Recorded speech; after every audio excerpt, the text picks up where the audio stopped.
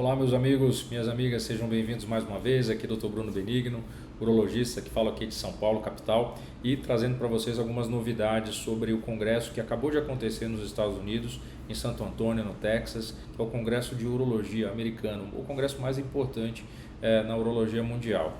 A minha intenção é trazer para vocês de uma forma muito clara, objetiva, de uma forma que você entenda esses dados científicos e como eles vão interferir na prática, no dia a dia dos pacientes que lutam contra o câncer de próstata. Há 2 dias atrás eu fiz uma apresentação falando sobre ressonância magnética e o PET scan, quando usar, o que mudou na utilização desses exames. E hoje, se você não assistiu, você pode assistir aqui no card que eu vou deixar aqui em cima. Mas hoje eu quero falar para vocês sobre como o PET scan e os novos exames de imagem estão nos ajudando, os cirurgiões, durante a cirurgia. Para quê? Para ter certeza de que nós tiramos todo o tumor, de que nenhum fragmento do tumor ficou ali ao redor, numa área onde ele não havia sido identificado durante a cirurgia. Então, assim, são dados muito animadores e eu vou trazer para vocês para onde o campo está acompanhando, para estar se movimentando. Bom, aqui o meu contato, clinicauroonco.com.br, o Instagram, o @dr_benigno e o código de base para você também, se quiser saber um pouco mais sobre o meu trabalho e da minha equipe. Bom, o que é o PET scan? Então, o PET scan, vamos primeiro balizar, O PET scan nada mais é do que uma tomografia junto com um exame de cintilografia. Calma. Então imagina que você está vendo ali a previsão do tempo, tem um mapa do Brasil e em cima do mapa do Brasil tem aquele mapa de temperatura, certo? Aquilo ali é uma fusão de imagens, onde você tem a anatomia do terreno, mais a temperatura.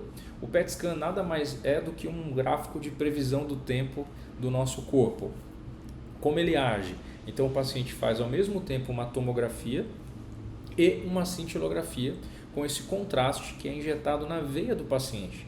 Acontece que esse contraste ele não é igual a todos os outros contrastes. Ele tem um anticorpo que vai circular no sangue e vai se ligar exatamente na membrana da célula do câncer de próstata. E na pontinha desse anticorpo tem o que a gente chama de radiomarcador, que é essa área aqui que vocês estão vendo amarela. Esse radiotraçador emite um sinal radioativo de baixa dose, não vai machucar o paciente, e que é capturado pela imagem do computador. Então isso é o PET scan.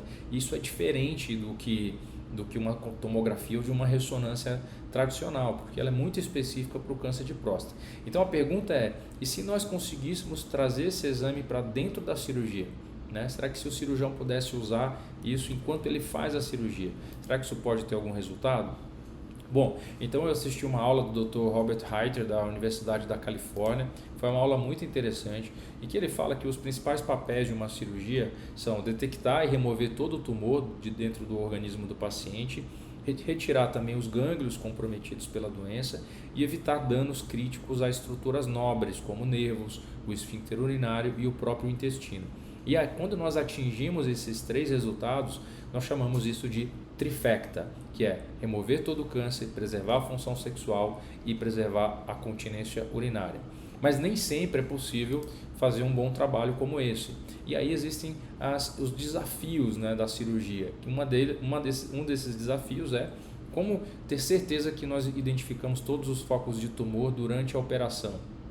E às vezes o cirurgião pode não conseguir distinguir entre um pequeno foco de tumor sujo de sangue e um tecido normal. Então, em alguns casos, pode acontecer de pequenos fragmentos ficarem, é o que nós chamamos de margem positiva, e isso acaba levando o paciente a tratamentos complementares.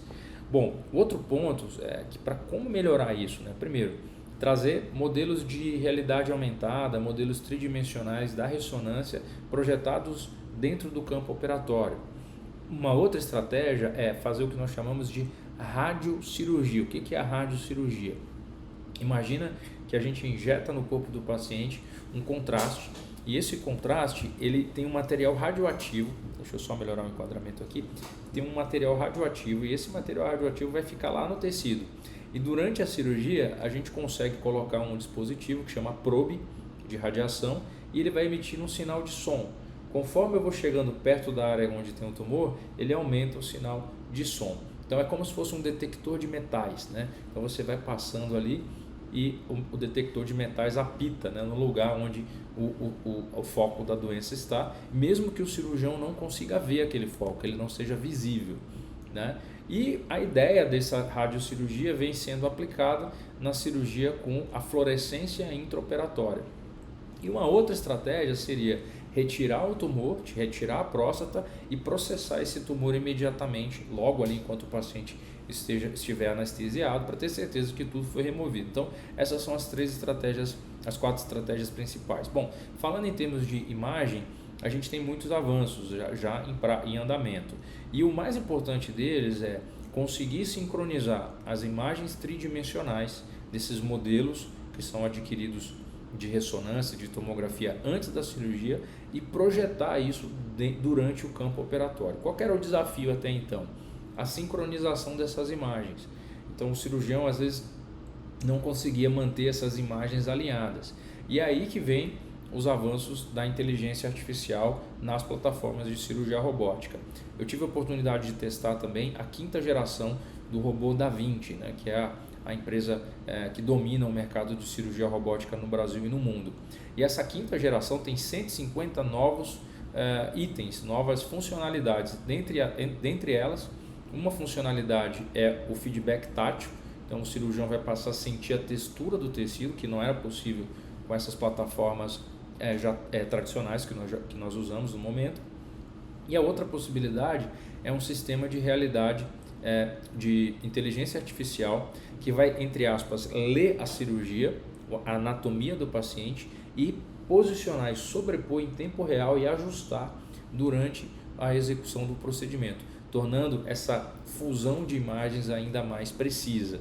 Então isso a gente espera realmente com grande ansiedade. Bom, outro ponto aqui importante é, será que se a gente fizer toda essa integração de exames de imagem, será que isso de fato vai ter algum impacto? E esse aqui foi um estudo apresentado querendo investigar exatamente isso. Então os cirurgiões, alguns cirurgiões receberam um modelo do tumor tridimensional antes da cirurgia e outros não receberam. E esse trabalho ele foi feito durante 24 meses, é um estudo controlado com cirurgia robótica que ocorreu em 6 hospitais americanos, envolvendo 15 cirurgiões e 92 pacientes. E esse trabalho ele encontrou o seguinte, que em termos de comparação e resultados de cura do câncer, os pacientes que os médicos tiveram acesso a esses modelos tridimensionais antes da cirurgia, vejam aqui, eles tiveram uma taxa de PSA indetectável 3 meses após a cirurgia de 97%, versus apenas 81% dos pacientes em que o cirurgião não teve acesso a esse modelo, mostrando que foi estatisticamente significante essa diferença, melhorando, né, melhora a capacidade, a acurácia do cirurgião durante a cirurgia. Um outro dado importante também foi quantos pacientes precisaram fazer radioterapia depois de uma cirurgia. Nos pacientes que o cirurgião usou o modelo tridimensional, apenas 3% dos pacientes precisaram fazer radioterapia no intervalo de 18 meses, 1 ano e meio depois da cirurgia, versus 32% naqueles em que o cirurgião não usou, mostrando que cada vez mais a realidade aumentada ela vem ganhando espaço na cirurgia moderna. Em termos de melhora da função sexual, a única coisa que nós observamos foi uma melhora precoce em 18 meses dos scores de qualidade sexual. Existe um score que chama SHIM. O que é isso? Quanto mais alto, significa que mais satisfeito o homem está com a sua função sexual. Nesse caso, em 18 meses, boa parte dos pacientes aqui já tinham um score de 16 versus apenas 9,8 nos pacientes que não tinham sido submetidos à cirurgia com o modelo 3D, mostrando sim que houve uma diferença, sendo que 64% dos pacientes em 18 meses estavam com um nível alto de satisfação sexual, acima de 17%. E no grupo que não fez a utilização do modelo tridimensional, apenas 30% estava satisfeito, mostrando que também sim, isso pode ter um impacto positivo na questão da recuperação sexual. Em termos de, mudando um pouco aqui de assunto, né, falando um pouco aqui de imagem intraoperatória, Um dado que me chamou muita atenção são essas outras estratégias aqui que estão sendo desenvolvidas tentando integrar o PET de PSMA. Tá? Então agora eu falei para vocês do PET de PSMA durante a cirurgia. Lembra que eu falei para vocês? Desculpe, eram modelos tridimensionais durante a cirurgia. Então simplesmente era uma ressonância ou uma tomografia simples que foi fundida com a imagem em tempo real. Aqui a gente está indo um passo além. Será que se ao invés de pegar ressonância ou tomografia e eu pegar um PET de ressonância, será que eu melhoro a acurácia do que eu vou encontrar? Então vejam aqui, ó, quando a gente olha para os homens que fizeram apenas aqui a ressonância magnética, o que a gente chama de valor preditivo negativo, ou seja, quando o teste diz que está normal, a gente pode confiar em 72% dos casos. Só que quando eu faço só o PET ressonância, esse NPV, que é o quanto que eu confio num teste normal, ele já sobe para 80%, já melhora. E agora, quando eu associo a ressonância e o PET ressonância no mesmo exame, esse meu valor preditivo negativo já sobe para 91% e com uma sensibilidade de 97%, mostrando que há indícios sim que a associação do PET ressonância, do PET e da ressonância pode ser benéfico também na questão da sensibilidade e detecção do câncer de próstata. Bom, falando um pouco de radiocirurgia, lembra que eu falei para vocês, é uma espécie de detector de metais, você injeta uma substância, ela se liga no foco do câncer de próstata e nós podemos rastrear isso durante a cirurgia, né? Eu achei muito interessante esse trabalho, isso ainda já é usado de certa forma, a gente já fez alguns casos de cirurgia de resgate usando essa técnica, mas aqui eles foram além, eles fundiram isso com um exame de imagem, né, que seria a cirurgia radioguiada, e mostrando que de fato essa é uma técnica que vem ganhando cada vez mais espaço. Bom, nem tudo são flores, né? Então a gente tem que entender também que as questões de custo elas são importantes nesses cenários, e para tentar diminuir custos eles testaram uma molécula que é o PSMA, mas ligado a um outro radiofármaco que é muito comum e já é usado por todos nós, que é o tecnécio, que é barato, é fácil de usar e tem um excelente resultado. Só que eles ligaram o tecnécio no PSMA. E para quê? Para tentar diminuir esses custos e aumentar essa acessibilidade. Então, mostrando que essa estratégia também teve uma acurácia muito boa, usando o tecnécio para identificação de gânglios doentes. Aqui ele dá um exemplo de um caso de um paciente que tinha uma recidiva, um câncer de próstata metastático para o linfonodo e tinha o gânglio nesse pontinho aqui amarelo, numa área até um pouco diferente do habitual, e aí ele foi operado, né, fez o PET e tudo, e o PSA dele ficou zerado. Essa imagem que vocês estão vendo aqui é uma imagem da cirurgia real, onde a gente vê aqui essa pinça com essa ponta romba, nada mais é do que o gamma probe. O que é o gamma probe?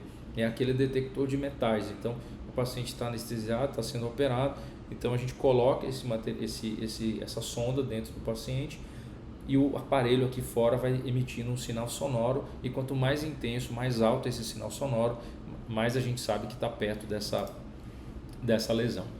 Bom, e o futuro então seria a cirurgia colorida, né? Então ele colocou esse termo. Qual é o futuro da cirurgia radical, da prostatectomia? Então ele chamou de cirurgia colorida. O que seria essa cirurgia colorida?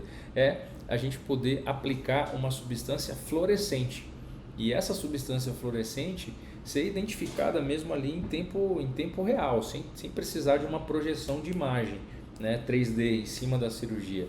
Então isso ainda está longe de ser uma realidade, mesmo nos Estados Unidos, isso ainda é uma pesquisa, mas o futuro é muito promissor, e ele mostrou essa molécula aqui, que é o CY5, né?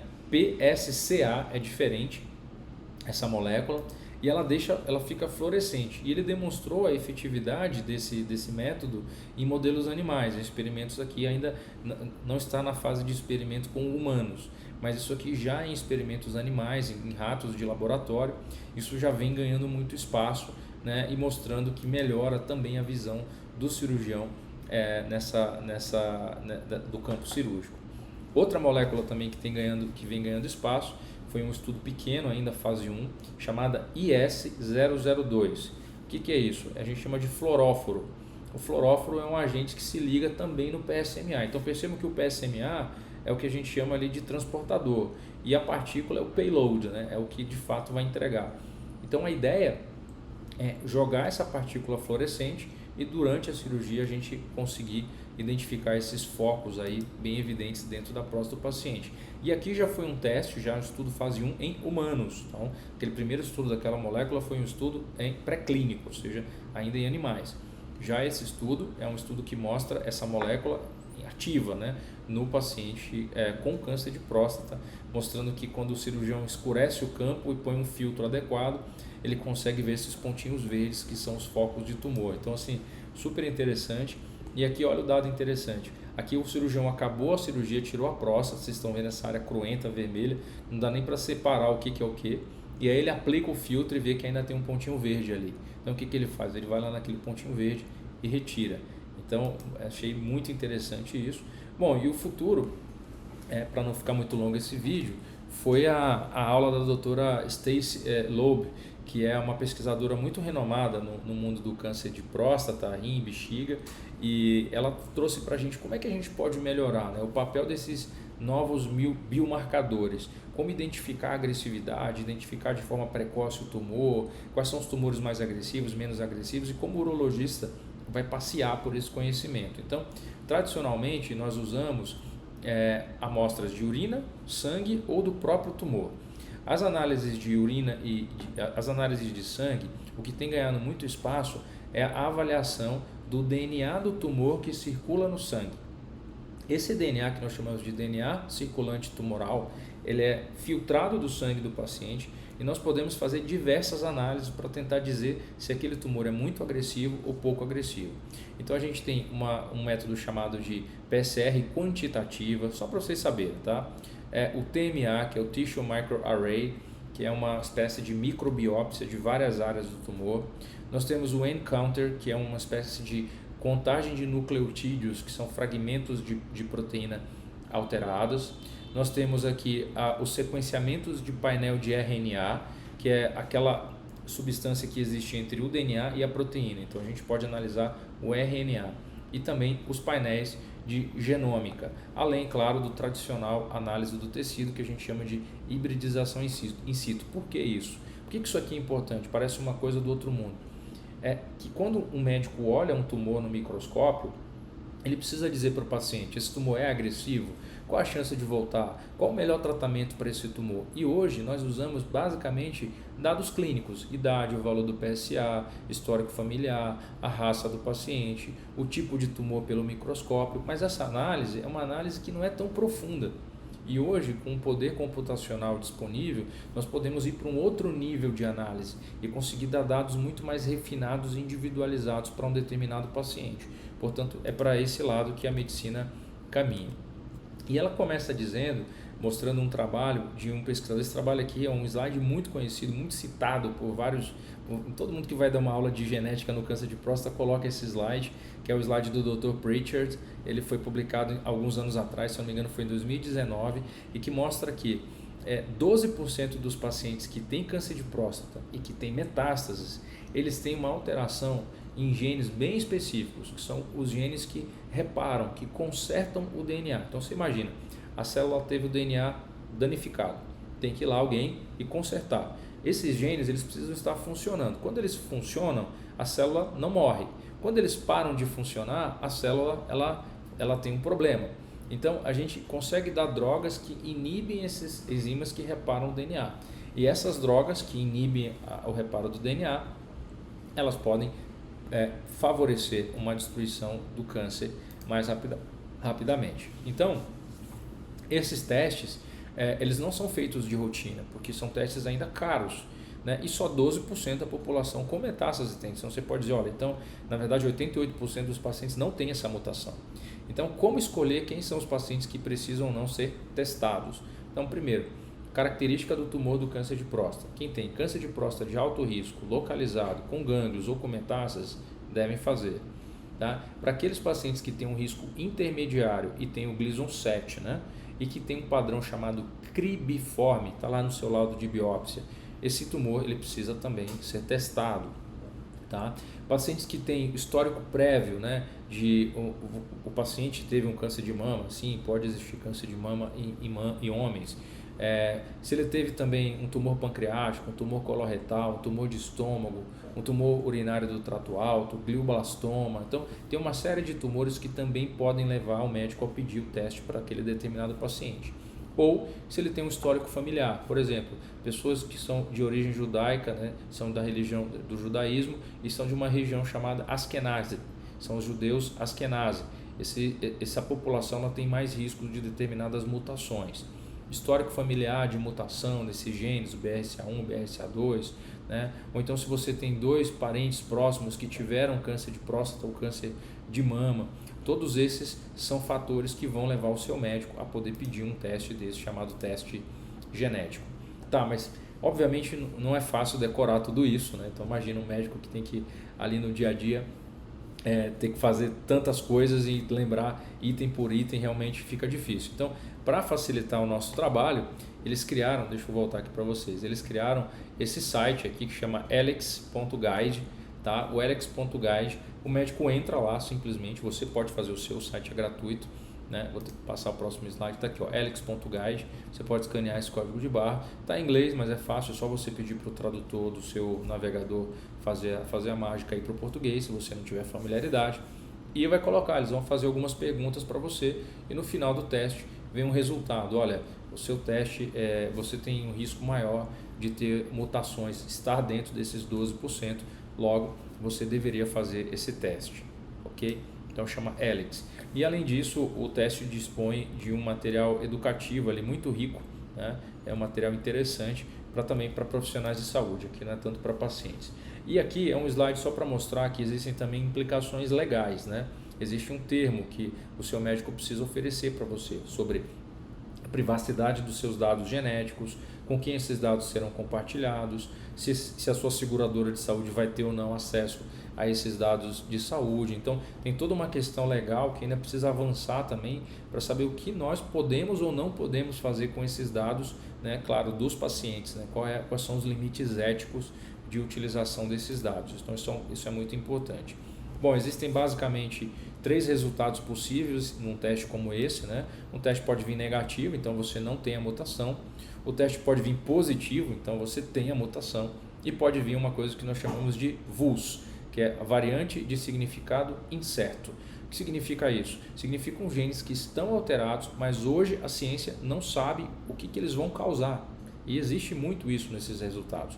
Então é por isso que toda vez que o urologista ou o oncologista vai pedir um teste genético, é muito bom que ele esteja assessorado também por um médico especialista na parte de oncogenética. Então já existem especialistas nessa área, que infelizmente a gente tem aqui na nossa equipe também a nossa oncogeneticista, a doutora Renata. Bom, qual o impacto então desses marcadores para o rastreamento do câncer de próstata? Então, se a gente fizer esse teste para todo mundo, né, para rastrear, agora eu estou falando só de pessoas que estão sob risco ou não de ter câncer de próstata. Então, se a gente tem um homem que tem essa mutação no gene BRCA2, ele deve começar aos 40 anos o rastreamento ou 10 anos antes da idade que o familiar dele teve.